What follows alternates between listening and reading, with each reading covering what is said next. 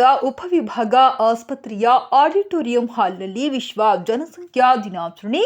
ಗಂಗಾವತಿ ಕೊಪ್ಪಳ ಜಿಲ್ಲಾ ಪಂಚಾಯತ್, ಜಿಲ್ಲಾ ಆರೋಗ್ಯ ಮತ್ತು ಕುಟುಂಬ ಕಲ್ಯಾಣ ಇಲಾಖೆ, ಕಾನೂನು ಸೇವೆಗಳ ಪ್ರಾಧಿಕಾರ, ತಾಲೂಕು ಆರೋಗ್ಯ ಅಧಿಕಾರಿಗಳ ಕಾರ್ಯಾಲಯ ಹಾಗೂ ಉಪವಿಭಾಗ ಆಸ್ಪತ್ರೆ ಇವರ ಸಂಯುಕ್ತ ಆಶ್ರಯದಲ್ಲಿ ಮಂಗಳವಾರ ವಿಶ್ವ ಜನಸಂಖ್ಯಾ ದಿನಾಚರಣೆ ಆಯೋಜಿಸಲಾಯಿತು.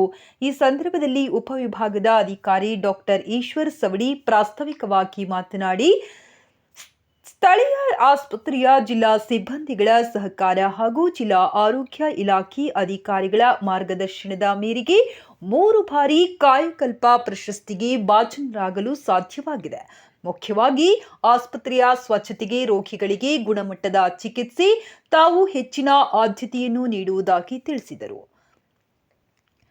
ಬಳಿಕ ಜಿಲ್ಲಾ ಕುಟುಂಬ ಕಲ್ಯಾಣ ಅಧಿಕಾರಿ ಡಾಕ್ಟರ್ ರವೀಂದ್ರನಾಥ್ ಹೆಮ್ಮೆಟ್ ವಿಶ್ವ ಜನಸಂಖ್ಯಾ ದಿನಾಚರಣೆಯ ಮಹತ್ವ ಹಾಗೂ ದೇಶದಲ್ಲಿ ಜನಸಂಖ್ಯೆ ಹೆಚ್ಚಳದಿಂದ ಆಗುವ ಸಮಸ್ಯೆ ಕುರಿತಂತೆ ಅತ್ಯಂತ ಮಾರ್ಮಿಕವಾಗಿ ಮಾತನಾಡಿ, ಇದರಿಂದ ಕುಟುಂಬದಲ್ಲಿ ಉಂಟಾಗುವ ಸಮಸ್ಯೆಗಳು, ಜನ್ಮದಾತೆಗೆ ಆಗುವ ಆರೋಗ್ಯ ಸಮಸ್ಯೆ ಸೇರಿದಂತೆ ಇತರೆ ವಿಷಯಗಳು ಕುರಿತು ಸಮಗ್ರ ಮಾಹಿತಿಯನ್ನು ನೀಡಿದರು.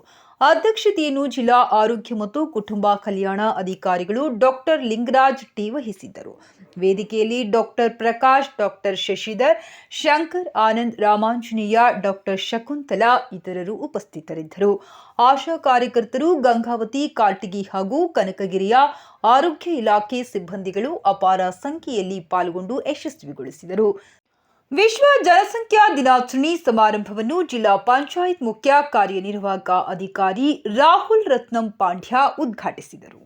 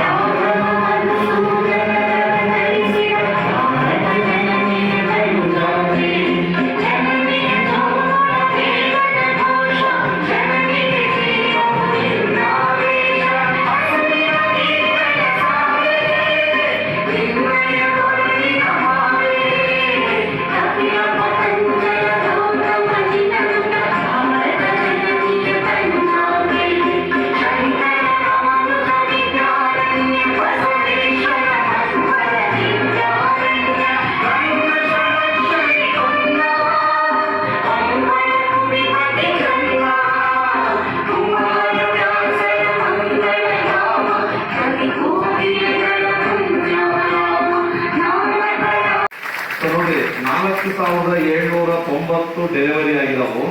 ಅದರಲ್ಲಿ 3586 PPI ಆಗಿದ್ದಾರೆ. ಸೊ ನಿಜವಾಗ್ಲೂ ಪ್ರಶಂಸನೀಯ, ಮೇಜರ್ ಕಾಂಟ್ರಿಬ್ಯೂಷನ್ ಗಂಗಾವತಿಇದೆ.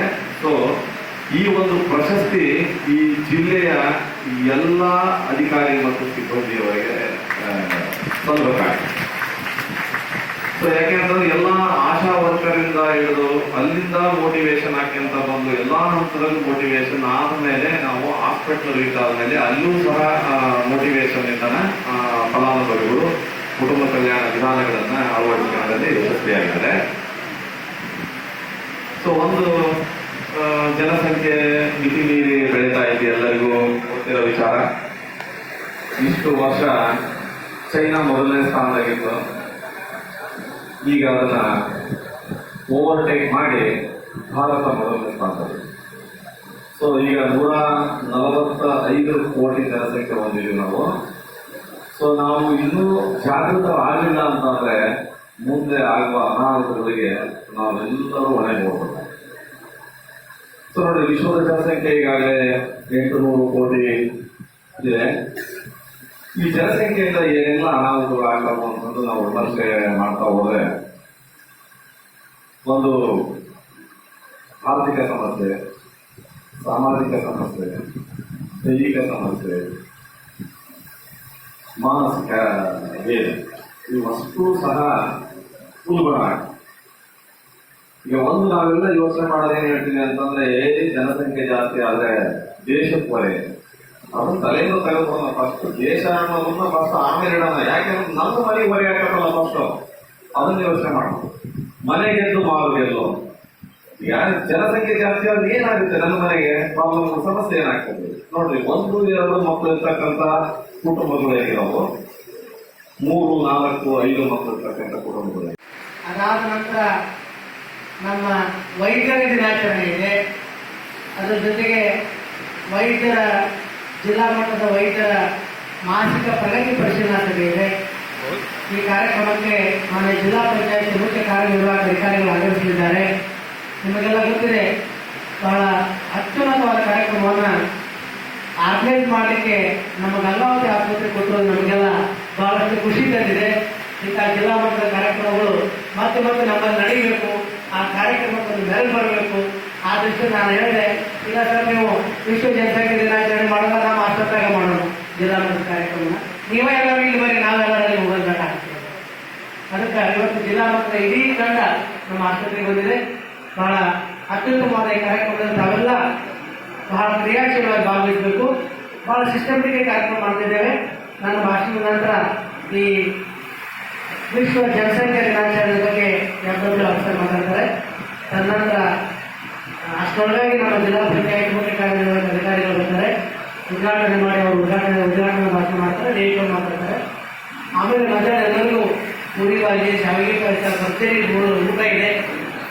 ಊಟ ಆದ ನಂತರ ಎಲ್ಲ ವೈದ್ಯರ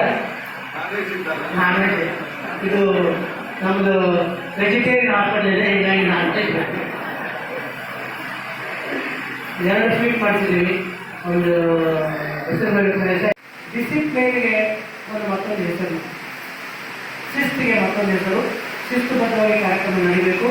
ಯಾವ ಆ ಕಡೆ ಈ ಕಡೆ ಮಾತಾಡಲಾರದೆ ಚೇರ್ಮನ್ ಇರ್ತಕ್ಕಂಥ ಎಲ್ಲ ಹಿರಿಯ ಅಧಿಕಾರಿಗಳ ಗೌರವ ಕೊಟ್ಟು ಈ ಕಾರ್ಯಕ್ರಮ ಮುಗಿಯುವವರೆಗೂ ತಾವೆಲ್ಲ ಶಾಂತಿಯುತರಾಗಿಕೊಂಡು ಕಾರ್ಯಕ್ರಮ ವಿನಂತಿಸಿಕೊಂಡು ಈ ಕಾರ್ಯಕ್ರಮವನ್ನು ನಡೆಸಿಕೊಳ್ಳಲಿಕ್ಕೆ ನಮ್ಮ ಆಸ್ಪತ್ರೆಗೆ ಅನುದಾನ ಕೊಟ್ಟಂತಹ ಜಿಲ್ಲಾ ಮತ್ತು ಎಲ್ಲ ಅಧಿಕಾರಿಗಳು